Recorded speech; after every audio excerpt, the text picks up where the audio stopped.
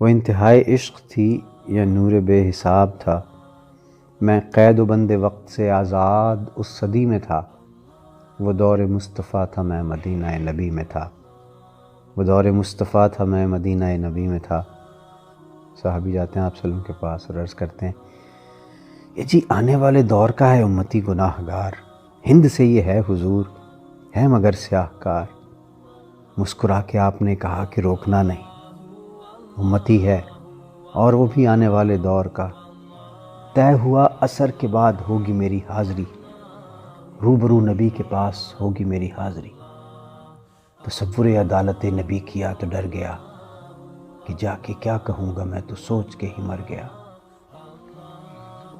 صحابی رسول نے کہا کہ بیٹھ جا یہاں، محفل حضور کے اصول سیکھ لے ذرا۔ بیٹھنا سکھا رہے تھے مجھ کو وہ کہ اس طرح، چل کے بھی دکھا رہے تھے مجھ کو وہ کہ اس طرح، یہ بھی کہہ رہے تھے خامخواہ سے منہ نہ کھولنا، بول کے بتا رہے تھے اس طرح سے بولنا۔ وہ خوش نصیب لوگ تھے جو دور مصطفیٰ میں تھے، فضا بھی خوش نصیب تھی، زمین بھی خوش نصیب تھی، نیا نیا کھلا کھلا سا نیلا آسمان تھا، پرانی طرز پر بنے نئے نئے مکان تھے، کئی گھروں میں اونٹ تھے، کئی گھروں میں بکریاں، پک رہا تھا کچھ جہاں پہ جل رہی تھی لکڑیاں۔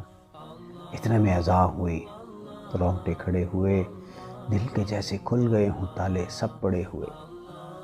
وہ آسماں کا راگ تھا، وہ دعوت بلال تھی، میرے لیے تو دعوت وصال و جمال تھی۔